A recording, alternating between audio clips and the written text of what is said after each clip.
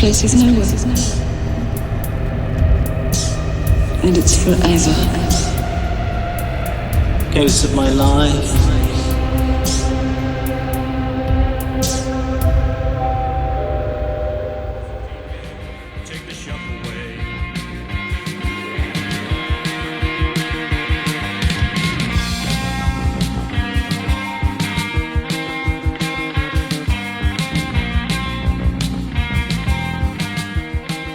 We are back, and we are Lost Futures, a Mark Fisher podcast. And I'm Stephen Klett, and this is Marlowe.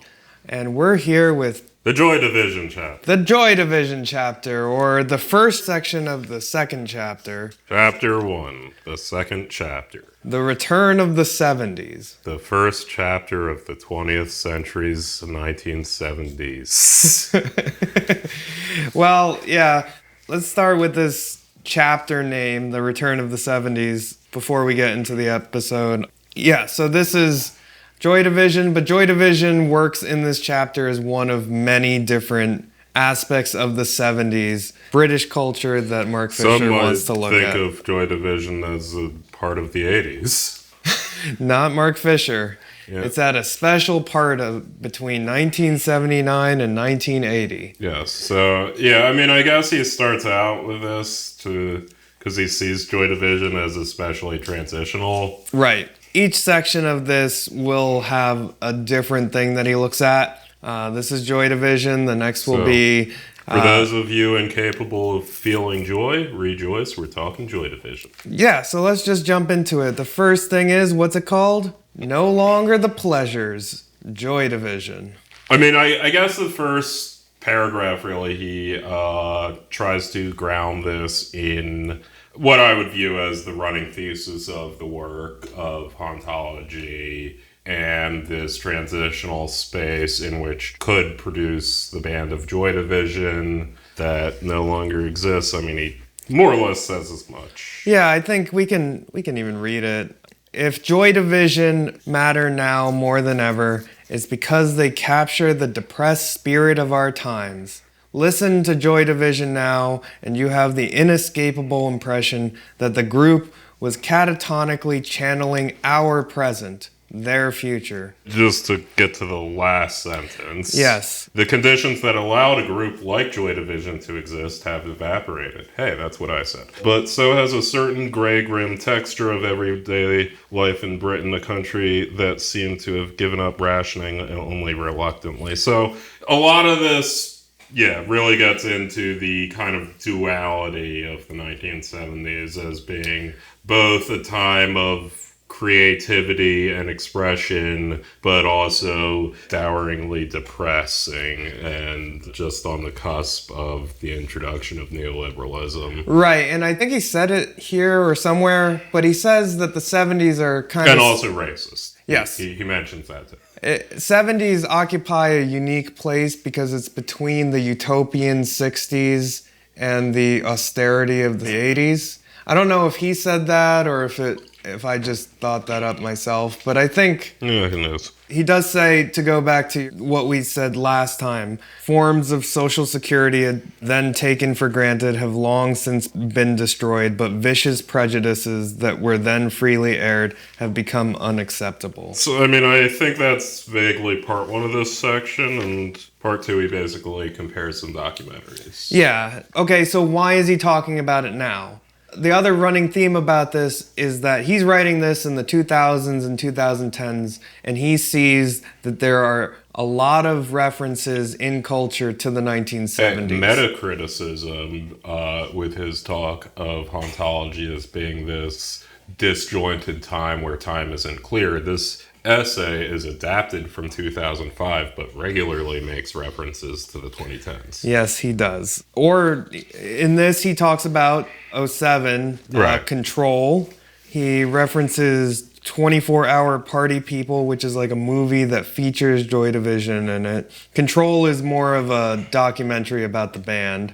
So he really has this contrast between two documentaries.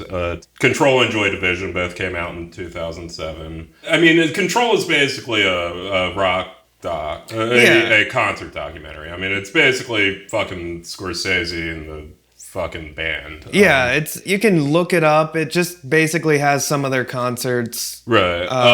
strung together with some explanation. Yeah, yeah. And so Control is trying to essentially bring back, and I guess this is where he gets into the difference between mourning and melancholy, where Control, I guess, would be the the melancholic, where it's still, essentially giving its libido to the Joy Division. It's not letting go. It's trying to bring them back. Whereas he says that Joy Division documentary kind of observes the absence. Mourns.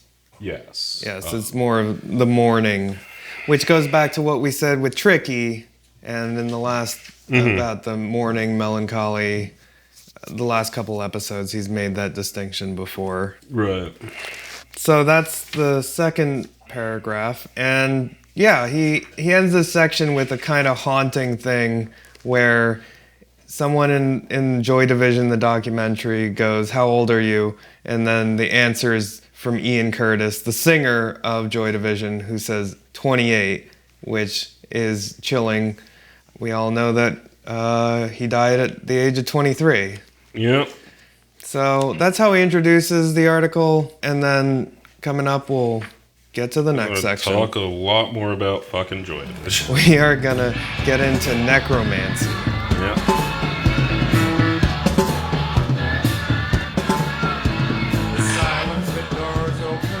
That was Atrocity Exhibition, which has the title of the next section, which is Asylums with Doors Open Wide. That's real clever when you're analyzing a band. Yeah. Use that as your titles. But anyway. What would you say this section is about? You see, that's my problem with this section, and we kind of touched on this, is I feel like it's about two different things, and I don't see how they relate to each other.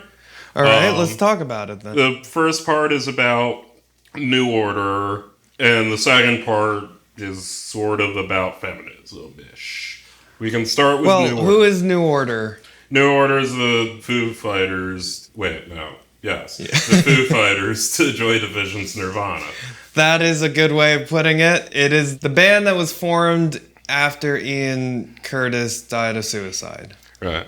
And it was basically just Joy Division without Ian Curtis. Yeah. But before they get into it, they talk about Mark Fisher's first introduction to the band. He says it in 1982. He first heard them at age 14, and it was like an epiphany moment for him. Yeah, it was incredibly meaningful. Because he mentions Ballard, he mentions Burroughs, dub, disco, gothic, antidepressants, psych wards, asylums with doors wide open, overdoses, and slashed wrists. All the fun things. Band for sad fucking weirdos, and Mark Fisher was one of those people. Well, it was tough in 1982. In England, yes. In England. Incredibly a depressing place. It's really gray. And yeah, then they go into the New Order and how they were kind of the pop extension of Joy Division. He kind of says, New Order now, being New Order after the 90s, when New Order came out with this incredibly stupid soccer-related song. Yeah. Which is great. It's great. It kind of reminds me of all the NFL teams, like rap songs they did about themselves. Yeah, it's incredibly corny. But anyway, yeah, he kind of starts out with New Order now, and he doesn't just say they, like, sold out or something. He's a little more nuanced, where he talks about this kind of effort to escape, which, I mean, escape, I guess, Ian Curtis, escape, the background of what they are, New Order. We know them because they're Joy Division. Yeah, and it kind of links into the dramatic element continuing on in New Order. Right. At the same time, they continually channel Ian Curtis. I think he uses the term channeling. Well, I mean, he has this, like, aside about this interview they did where he kind of calls them simpletons who happen to just be geniuses because of what they are and who they are and where they are. It, like, kind of is almost like how I feel like Mark Fisher feels about New Order. They are forever going to carry this Ian Curtis, and they will forever have him through them and through their music, even when their music's kind of stupid. And they also don't know why or what they're doing or how they're doing it. I don't know. Do you have thoughts, conclusion about what... He repeatedly says that they're necromancers and sorcerers. Right, which gets into the specters of Marx, exorcisms, etc. Yeah, like, they have no idea what they're doing and they have no desire to learn. Yeah, no, I mean, I wasn't just Josh. The image I have is like the village idiot who like gets possessed by to be God's prophet and like has God speaking through them specifically. But this gets into a tension that continues throughout this, where he links Joy Division to dumb bro culture. Right. Well, and also he links Joy Division to destructive self-harm, and he links Joy Division... Yeah, his overall, and I mean, I think this is sort of one of the threads throughout all of these sections, is what does Mark Fisher think of Joy Division? Well, he loves the music. Yeah, he loves the music, but, like, there's seemingly this kind of, is it okay to love the musicness to this essay? But that... I mean, not even that. Like, I don't want to... I mean, that actually does sound kind of vampire ghastly. But like, who are these guys really? What are they?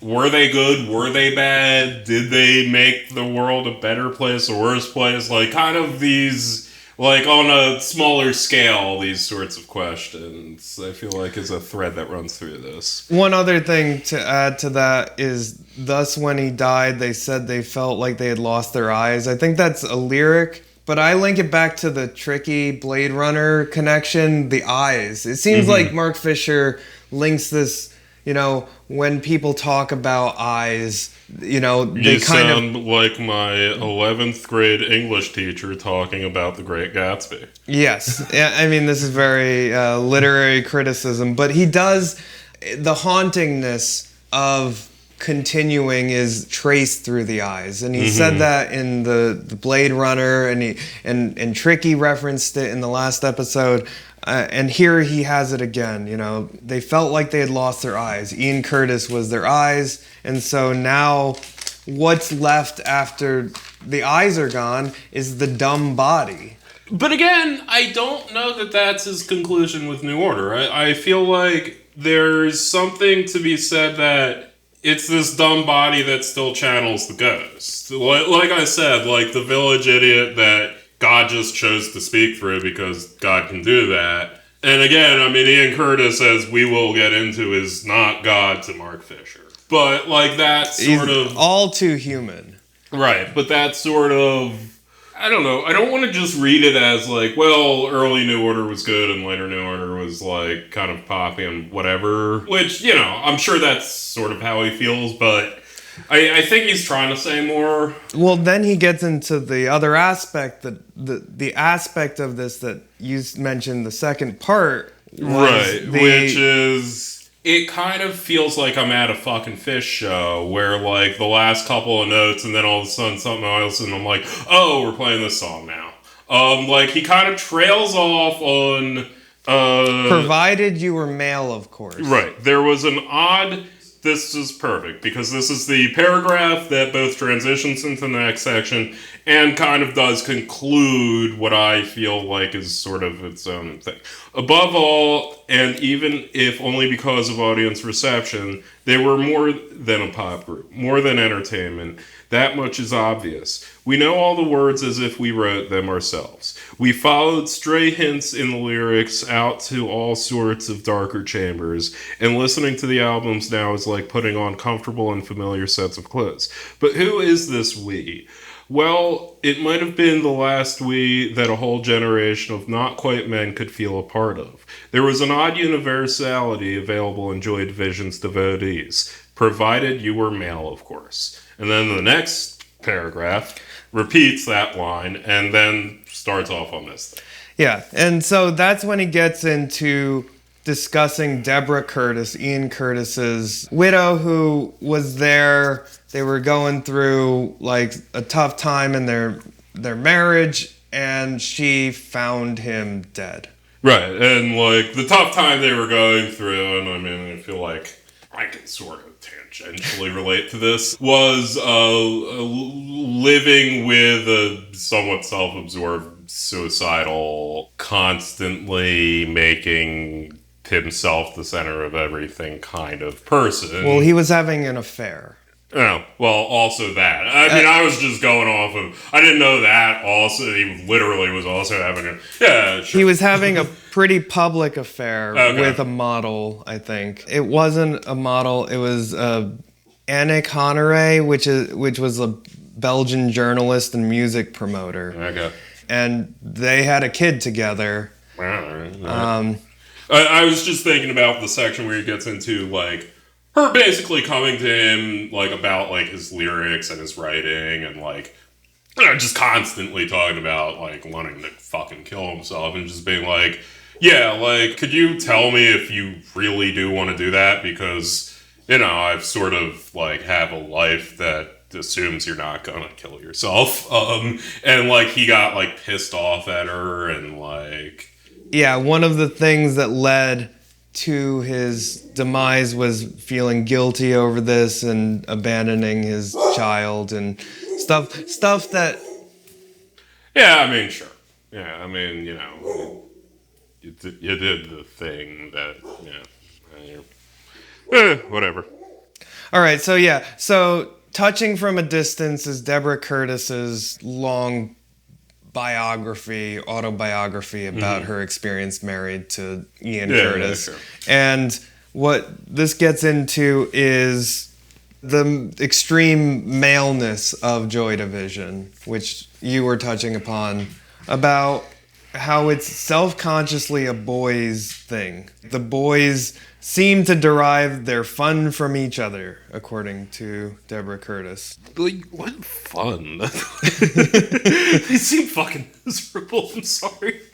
Like, this is the, like, weird thing about, and this is also very much my background as never listening to Joy Division and not being from England, and Mark Fisher's background of being from England and listening to, some might say, an extremely large amount of Joy Division. There exists for me this, like, duality of, yeah, like, okay, there's this, I guess it's like a David Foster Wallace sort of maleness of, like, you know, this is my, like, 1,000-page tome that's the most important work of literature and all of time that you need to read to be smart, and also I'm gonna kill myself sort of self-indulgence or self-importance. But, like, I mean, yeah, you have the soccer song from New Order, and then you just have the rest of it as being, I don't know, extremely emotional, arguably feminine characteristics, like, by some standards of, I don't know, talking about how fucking sad you are all the time. Like, what is this, like, fun lad culture of, like, hanging out and being depressed together? Just is, like, kind of my... This isn't really Mark Fisher, and sorry for going on the aside, but, like, this is, like, sort of my own, like, trying to work through this it's interesting to me. Yeah, and he specifically talks about the... Because he gets into the depression aspect of it much more, and that Well, in this section he gets into the epilepsy, because he has epilepsy, and that's another thing that really, along with the affair weighing on him, the limitations that the epilepsy... He would have epileptic fits on stage and not be able to finish shows. Mm-hmm. And, like, he had a crippling fear of going to America for their first big, tour. And that was a huge pressing thing. Am I going to have an epileptic seizure on stage?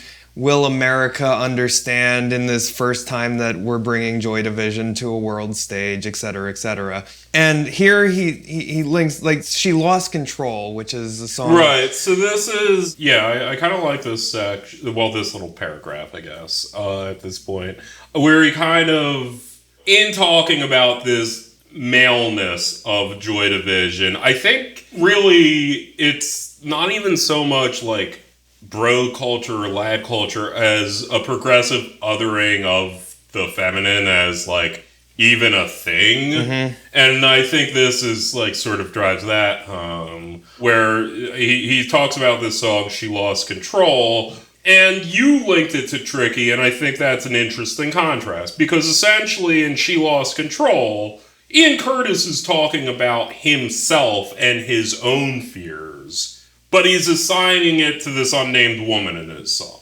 Whereas with Tricky and his playing with gender that Mark Fisher gets into, you have this sort of, I don't want to just contrast it as like female empowerment versus not, but like this idea where he made the masculine feminine and the feminine masculine as this sort of way of playing on his life experiences, where on the one hand he grew up in the ghetto, he grew up in a place where machismo and male toughness was valued, but at the same time, the toughest people he knew was his aunts, his grandmother. He didn't know his mother. But like the women in his life were the ones who had to put in the fucking work. And that's what he was kind of trying to do with his music, whereas this is very much an othering and just to help me work through my problems, imagine if it happened to this broad that I don't know. Well, yeah, and another thing that links the Tricky piece to this is that Mark Fisher kind of interestingly, he talks about the vocals in a similar way, or like a contrasted way, whereas like feminine voice is projecting, like written by Tricky and projected onto, but here it's Curtis's soprical anhedonic vocals sent back to him as if they were the voice of an other or others in long leering expressionistic echoes that linger like acrid acid fog. Which also, I'll just say, I think my little rant is a little apropos, because like I think there is sort of this tension between, I guess, the ladness they want to, I swear to God, I'm never going to use that fucking word again. The ladness they want to project versus, this discussion of emotions and depression that they want to talk about, but like they need to pin it to some hysteric broad. Well, and the other thing they pin it to is death. And here in the end, he says the seizures, little deaths, petite morts, which offer terrifying but exhilarating releases from identity, more powerful than any orgasm. So, like, if you've been around rock long enough, you know that there are two things people mostly write about in rock, and it's women and death. At least men. Oh, and drugs. And drugs, yeah. Yeah. And anyway, all the music I listen to is unproblematic as fuck. But yeah, anyway, let's listen to this song about some crazy chick. Yeah. Yeah, this is... She's Lost Control.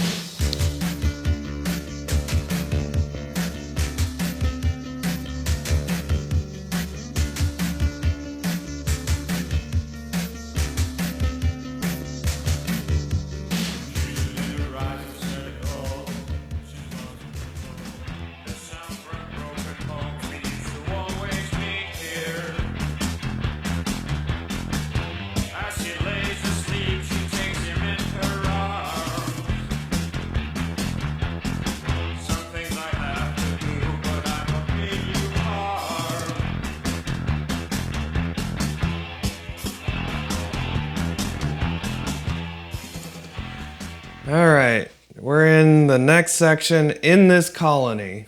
So he starts out by saying Joy Division made being sad into a whole identity and way of being, which was extremely popular in the late 70s in England. It caught on very well amongst the youth of this era of England. Yeah, he says, try to imagine England in 1979 now. It is very sad. Yes. We didn't have VCRs, which is not strictly speaking true. I don't know when VCRs came to England, but they started. Yeah, like technology was not anywhere what we have in the 2000s, 2010s. And Well, okay, I mean, he gets into, you have this, like, post-punk, anti-glamour. he calls it Eastern Bloc, Right. which again he brought up in the last essay. One thing we didn't mention about Joy Division, which I don't know exactly where he talks about it, but, how they all, like, wear these suits on stage, or just dress shirts and ties, or, like, there's this functional formality, I guess, that I think here he kind of, my memory serves correct, like, he kind of identifies with this. Yeah, he says deliberately functional formality of their clothes. Right, yeah, okay, fuck, I did get that from him. Okay, cool. I'm glad that I picked that up and up. Like, yeah, it's like, you're not dressed for a black tie, but you're not wearing jeans and a t-shirt. Yeah, I think you linked it to, like, the mods, Well, yeah, British like, kind that of... was very much a... There was this whole subculture of, like, actually making your own clothes and shit. Well, this I think goes back to Japan, what we were talking about with Japan, right, where there's, like, an English gentleman kind of thing. But right. But with this, it's more like not that Japan wasn't depressed, but... Well, yeah, the fact of the matter is, this is a book about music I like by a guy who likes a certain kind of music. Yeah. And, I mean, we can get into, all day and night about, like, how fucking Jefferson Airplane happened to dress similar to the guys in the Grateful Dead in the 60s. What about that? Like, yeah, it was a scene they were in, and... Yeah, he names off a bunch of different references that he kind of said before: Dostoevsky, Conrad, Kafka, Burroughs, Ballard, all of things that I relate to as a 14-year-old. Right, and he was very much, like, coming at this from a... Yeah, and this is, like, again, where I, like, kind of question the lad culture-ness of this, where it's like, you're just describing a nerd. Like, I mean, I know exactly what kind of 14-year-old's into this shit. Like, yeah, it's you when you were 14. I was into Dostoevsky, into Kafka, and into Burroughs. You listened to fucking Sum 41 then, so what's that say about that? But, he's describing a type of person who's into a bunch of stuff, and he feels alone about all this, and all of a sudden... this band comes along, and oh boy, that's great. And what does this band say about the world and how I should feel about it? Let's get into that. He also puts import onto their name before Joy Division, which was... Warsaw, which gets into the Eastern Bloc element. And again, I mean, that he does relate the clothing to that. He does relate, like, this functional formality, this... we have respectability, we will project respectability, but we're also not gonna buy, like, a black tie tuxedo kind of thing. Yeah, or those big 80s things with, like, David Byrne. Yeah, anyway. Well, the other thing that he says that I underlined here was rigorous modernist. And I thought that was an interesting descriptor for this. Well, this is where he gets into the, I guess, epistemology of depression. Mm-hmm. This idea that there is something very compelling and very logically defensible about the notion that the world is abjectly terrible and exiting the world is the only solution. And that this he kind of identifies as this philosophical, ideological... I think this is actually interesting even to contrast with capitalist realism and to talk about, like, social depression and the social aspects of mental illness, which... capitalist realism is famous for that, albeit like paragraph and a half-ish. Next season, everybody teaser. But yeah, teaser. Whereas this, he really talks about depression as ideology. Well, he says it later in a later section, which we're going to get to. Right. Depression but this is where he introduces these ideas that he identifies depression as being an argument about the state of the world. Yeah. And Joy Division he identifies as making that argument. And he identifies that argument as, I feel like he sort of universalizes how compelling this argument is, but at least to him, he seems to think it's a compelling argument. Yeah, and that moves on to the next section where he links it with black culture, black music and black American culture, which again seems like disjointed but connected in a way. Right. He says that there was a sonic experimentation of the Black Atlantic. And I think he gets this from a theorist.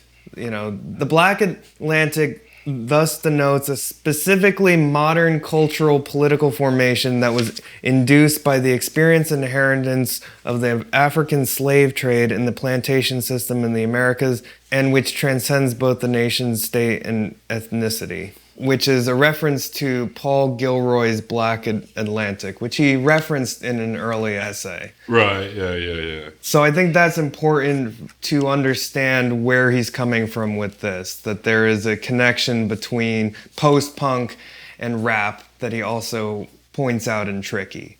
Yeah. And he says, Grace Jones covers She Lost Control, Sleazy D has I've Lost Control, and then he goes into Kanye West referencing Blue Monday, Joy Division cover. Well, there's certainly like an obvious connection between hip hop and not necessarily Joy Division specifically, but this era of British music and American music where early hip-hop sampled these beats and used them and used also the same electronic equipment that they used to make music, to make their own music. Like, there's a very much, hip-hop as late 70s, early 80s electronic music. And the interesting thing I think he's making here is that it's also in reverse. That right. Black music also inspired the post-punk. They were both using 808 drum machines. The reason that Kanye West's album 808s and Heartbreaks is an album that, among other things, does call up the early 80s is because the 808 drum machine is a fucking piece of electronic equipment that was used to make both early hip-hop music and early new wave, early electronic, and all that shit. Yeah, and he says that here, both Joy Division and The Fall were black in the priorities and economics of their sound,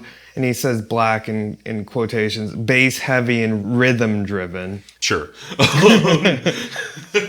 And they both use rhythm. Fine, Mark. and he also links it to disco, which he... Yeah, no, okay, so I will actually push back on the idea that the disco is somehow artificially black, because, black people invented disco.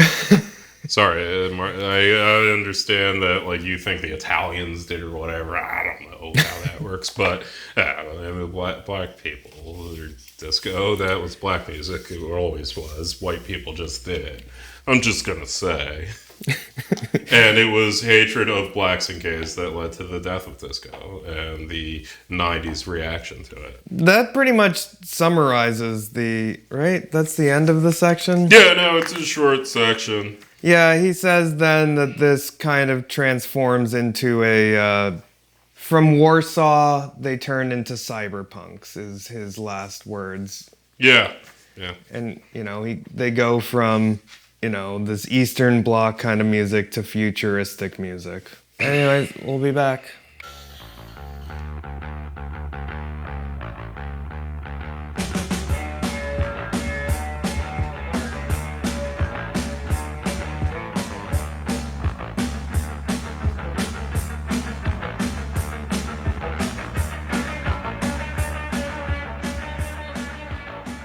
Yeah, that song always reminds me of Violent Femmes. Dun, dun, dun, dun, dun, dun, yeah, it all has this kind of, again, outsider to this music looking and limited familiarity.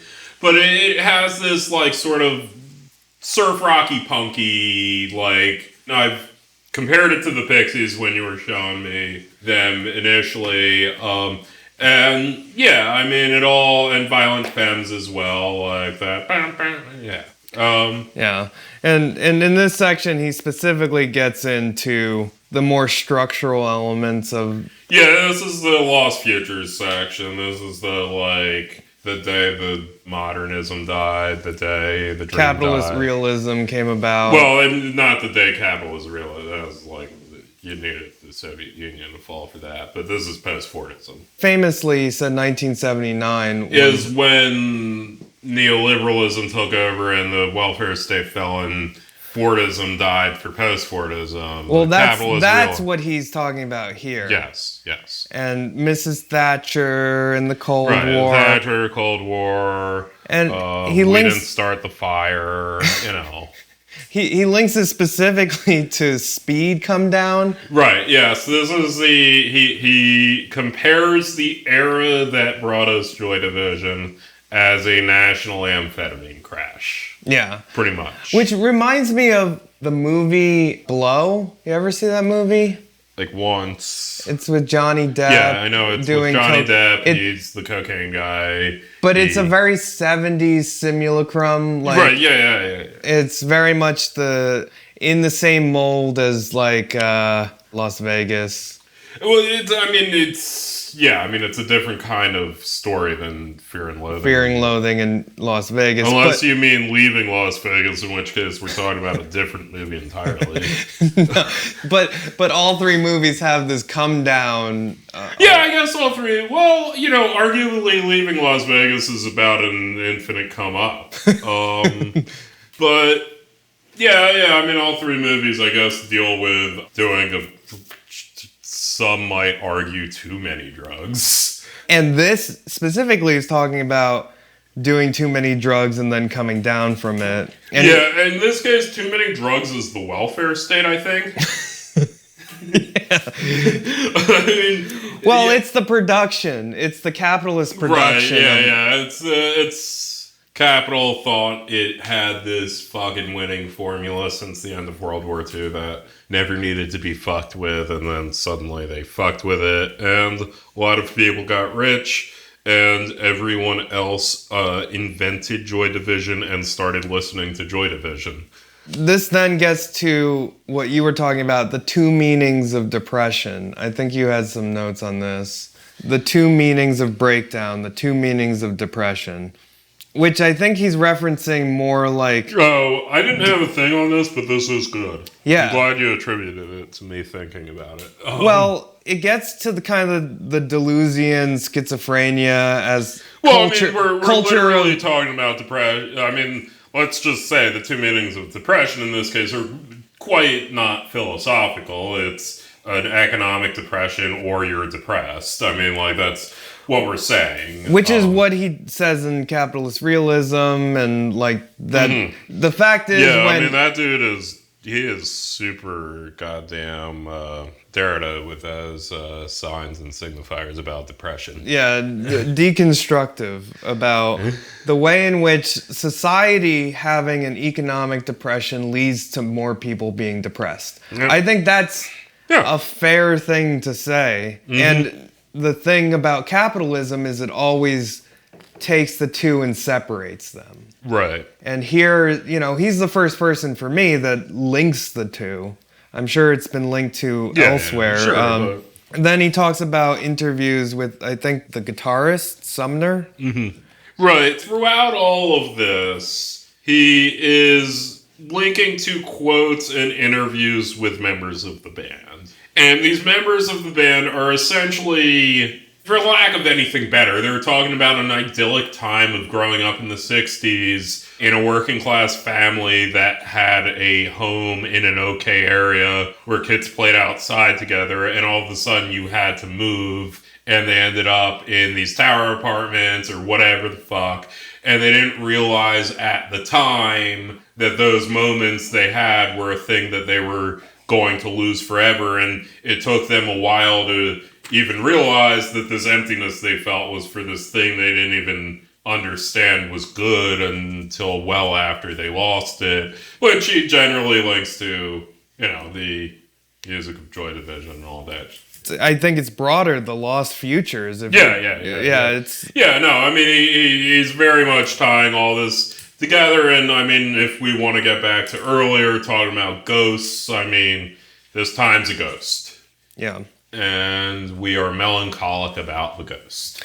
Yeah, he says it here, and I really like this quote. A requiem for doomed youth culture. Here are the young men, the weight on their shoulders, went from the famous lines of Decades on the album Closer, second album by them. The title New Dawn fades and unknown pleasures could themselves be referred to the betrayed promises of youth culture.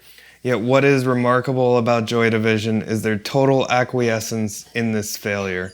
The way in which, from the start, they set up an Antarctic camp beyond the pleasure principle. And that'll fade out the next section until we get to Set the Controls for the Heart of the Black Sun.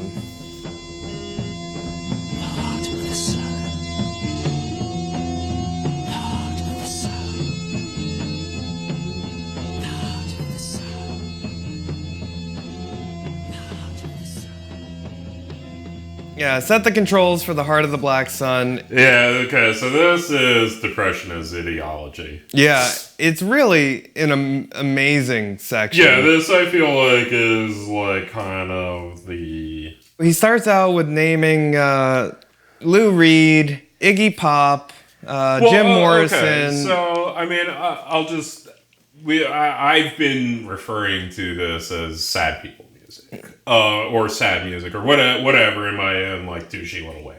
But at the end of the day, it's not sad music. All music. There's sad music in all kinds of music. Like being sad is where the fucking phrase "the blues" got its name. Like it's an entire genre and chord structure has been named after being sad. So there's nothing innovative about Joy Division being sad. And he compares it, to Lou Reed being sad about women or heroin, either having too much or not enough. Yeah, he compares it to all these other bands, including Mick Jagger, who have all had sad songs, who have all had music as being sad. But the thing is, all of those songs had an object that they were sad about. They are singing about a woman who left them or who died, or they're singing about addiction, or they're singing about not having enough money is something. Whereas Joy Division, for them, just being sad was in and of itself the conclusion, the cause, and... The ideology. The purest ideology. Yeah, and it's really interesting how he brings it all together. The quote that you always talk about is the lack of any apparent object cause for their melancholia. And that to me is the real quote that you're describing here. Like, all those bands had things that they were sad about, but man, at the end of the day... A blues, whole genre... It wasn't named after being sad, though. It was named after a woman who done you wrong. Yeah. This is sad for being sad's sake. Right. It's being sad because you know the truth, which is you should be sad. That the world is sad. Yes. And he then links it here. Depression is, after all, and above all, a theory about the world, about life. And that yes. To me is the real diamond in this is depression. You are making an argument, as you said, for the world is not good. It is a sad and stupid place.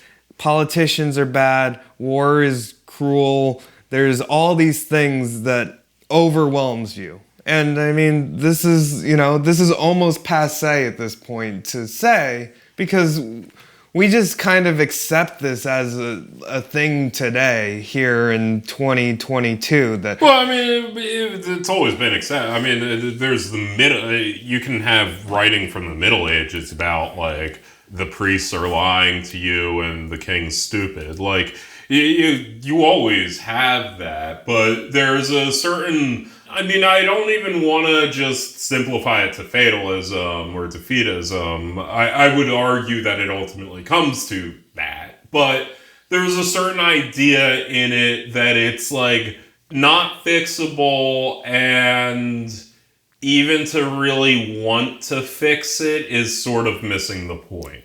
And linking to the last section, the feminist section in this, where he says, this is why Joy Division can be such a dangerous drug for young men. Mm-hmm. And here he says they are presented... names are Mark Fisher.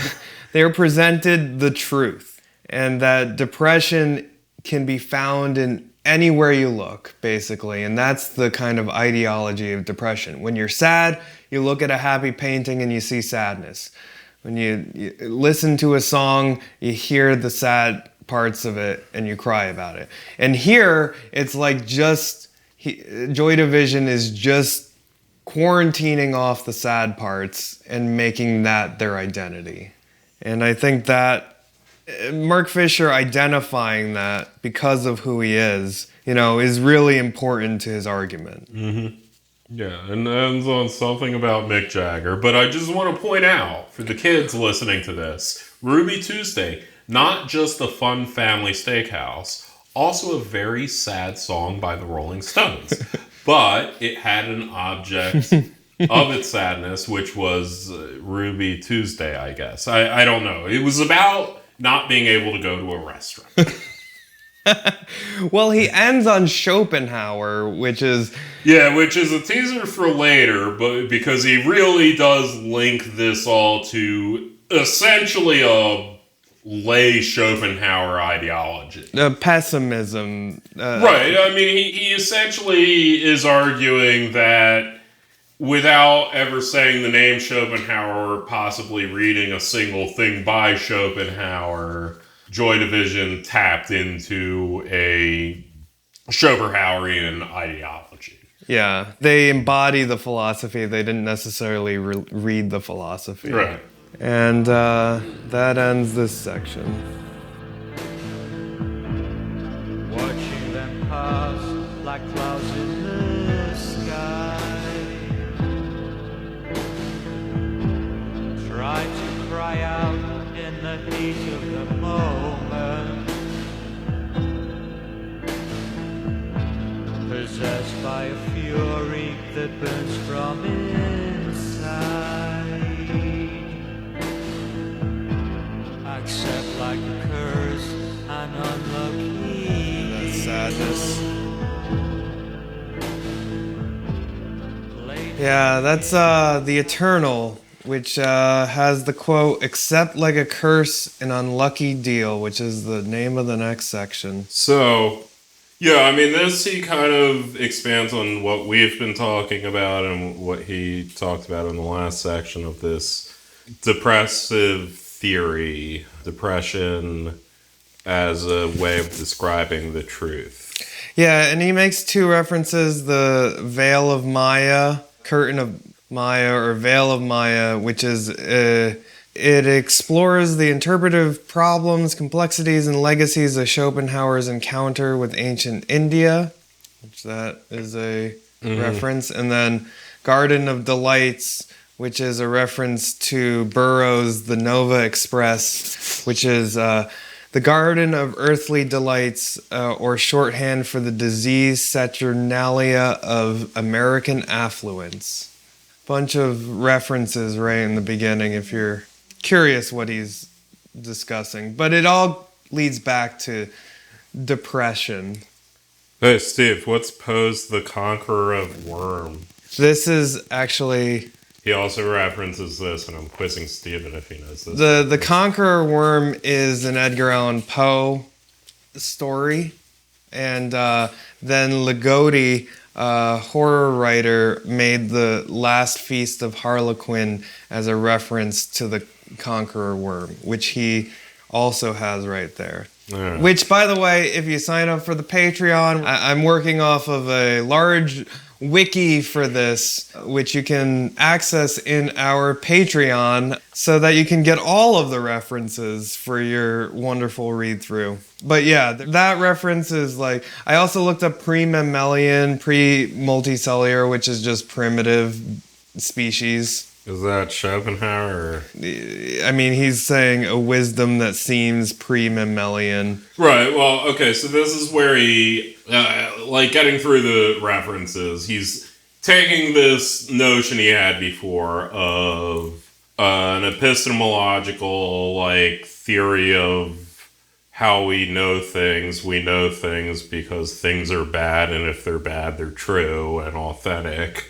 of depression, to this idea, to basically to Schopenhauer, to this idea, and I'll be straight up, my knowledge of Schopenhauer is absolutely tied to Jonas Cheka's YouTube channel. I don't know anything more about Schopenhauer than that. I'm not an expert on Schopenhauer, but he makes reference to the will, which is the Schopenhauerian concept that all of reality, all of being, all of ontology is tied up in this eternal, beyond even a conscious desire, in the same way that an apple wills to fall from a tree to the ground, this eternal will.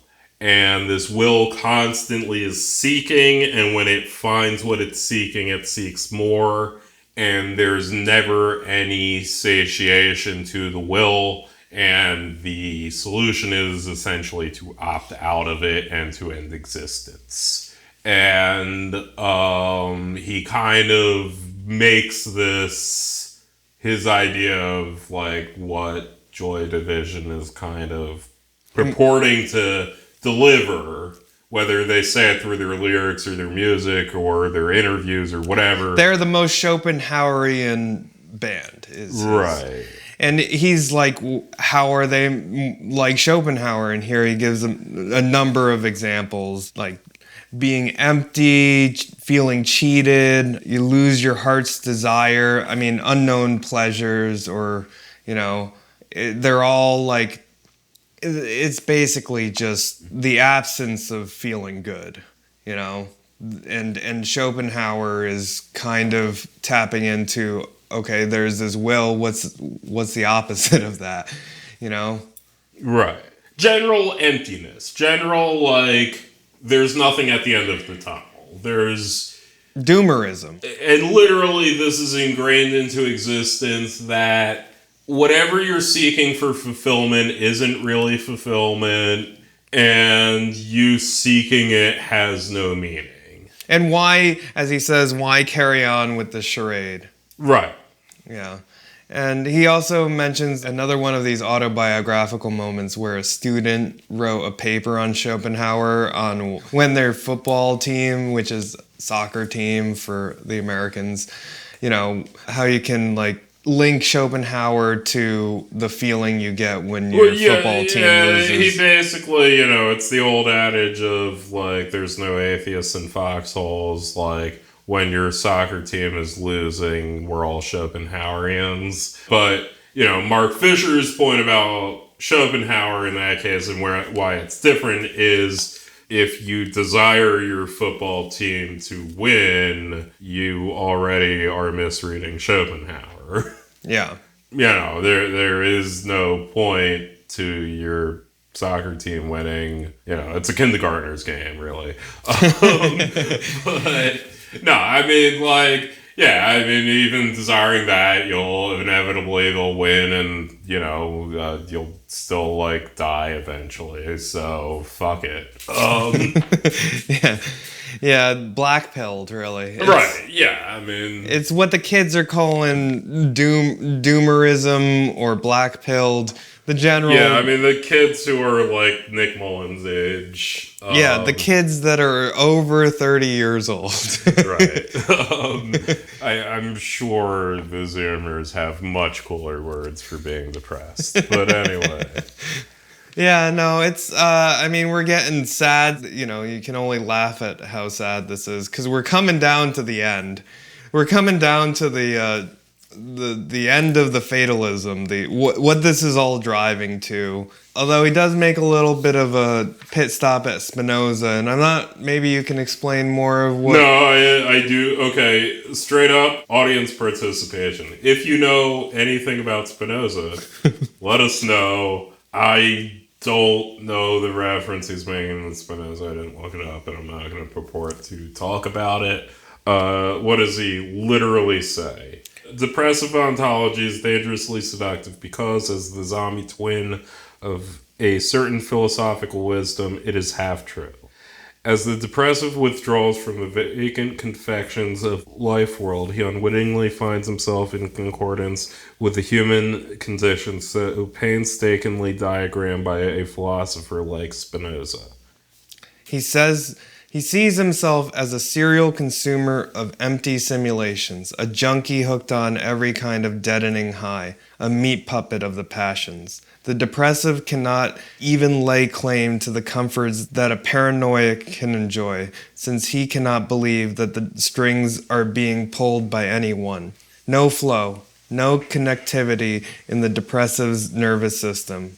Watch from the wings as the scenes were replaying go the fatalistic lines in decades. And Curtis wrote, with a depressive iron certainty about life as some pre-scripted film.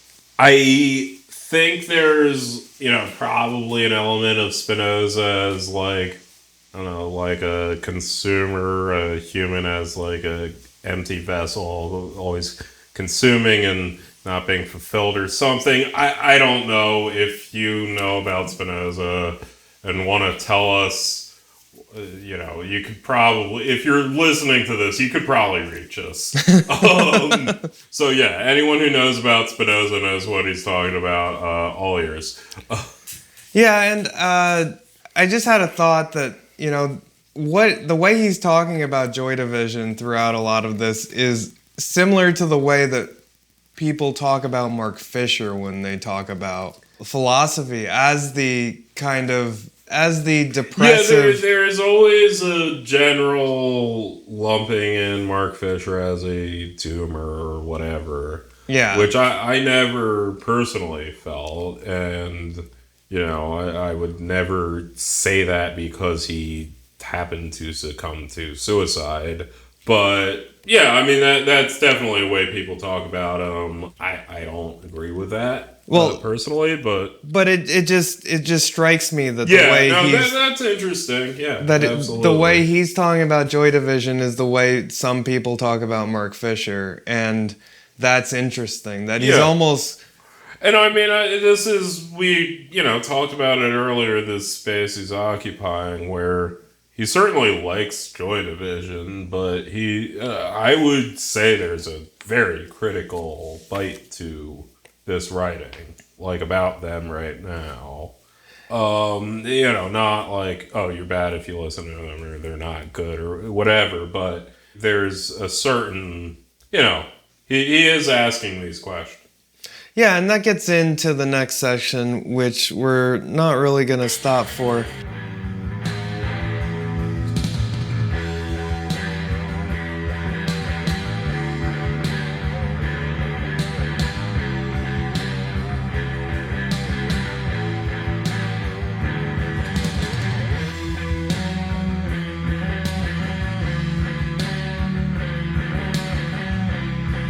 This is, in my opinion, the most Black Sabbath-y of the Joy Division songs.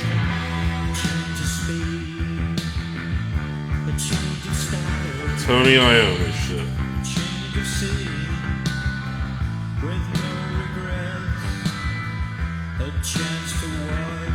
Yeah, so this is, that shit with his wife, right? Mm-hmm.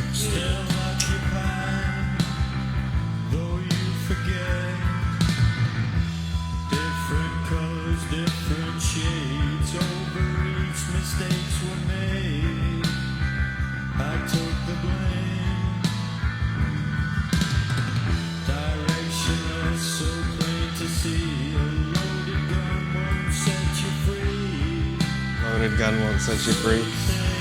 so you say.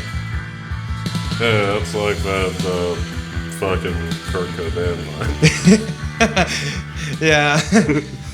All right, we're at a loaded gun won't set you free, so you say, which you just heard from New Dawn Fades, which is, as I said before, the most Tony Iommi Black Sabbath riff. Oh, a little bluesy. Yeah, a little blues, a little Jim Morrison-y too, which we're gonna get into at the end. Yeah, I mean, I will say, like, when you were showing them to me, you initially, like, mentioned the Doors, and that was, like, you know, with my music that I've listened to more than, like, classic rock bullshit, but I've listened to a lot of classic rock bullshit, and yeah, Jim Morrison is a good anchor, at least, to kind of compare. Yeah, the baritone, like the deep baritone voice that's like quivering, and also Dionysian is the way that a lot of people call Jim Morrison, but more like that poetic kind of sense of self-importance. Yeah. Which I kind of get from Ian Curtis a bit. Yeah, I mean, I don't speak about a band I barely listen to, that a lot of people like a lot. I have not listened to deeply enough of their lyrics to really get an opinion on that, I'll say. Yeah, I'm not saying that Jim Morrison doesn't really have deep revelations either. Well, yeah. I would not. But it's spoken with that kind of affect, or it's sung with that kind of affect. I'm not necessarily comparing him to Jim Morrison as either praise or a diss, I'll just say. Well, we're bringing up this song because his wife approached him about the lyrics here. And she's like, hey, Ian, why are you writing about setting yourself free with a gun? That's a kind of weird thing for you to put in a song. Yeah, his wife had, like, a kid. Yeah. It was also his kid. And, you know, she wanted to know if he, actually wanted to kill himself. And he basically... He avoided her, or avoid answering. Yeah, he got angry and didn't answer. Yeah, he stormed out. Yeah, I mean, this is sort of the tone where Mark Fisher is ending this essay on. You know, he throws in the bunch of other questions. Were they fascist? Were they this? Were they that? He does an interesting thing about suicide, where he says suicide was a guarantee of authenticity, the most convincing of signs that you were for real. Right, which I think also ties it into the general depressive it's real worldview, the authenticity through depression, and suicide is the confirmation of that. And I mean, that's sort of the tone this essay ends on. And this was one of Mark Fisher's favorite bands. He then says it's the truth of Laddism, and that's sort of where, like, right before he does the end, which is in this sense also the song The End, but he talks about this being the stripping away. The truth of Joy Division is that they were lads. Then Joy Division must also be the truth of Laddism. And then he says, you know, here, mental illness has increased 70% among adolescents. There's a little PSA at the end here. And suicide remains one of the most common sources of death for young males. And then he ends the whole thing on an anecdote about how his wife found the dead Ian. She woke up the day that she found him with the song The End playing when she turned on the radio or something like that. Mm-hmm. And what more fitting way to end the podcast but on The Doors' The End.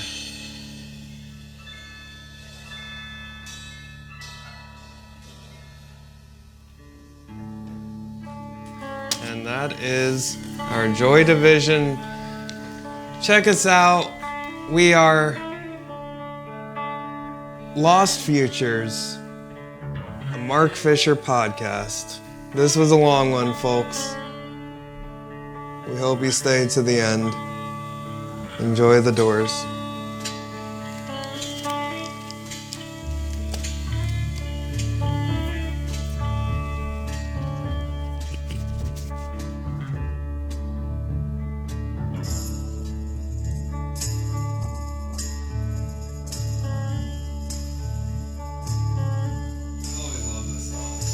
This is the end, beautiful friend.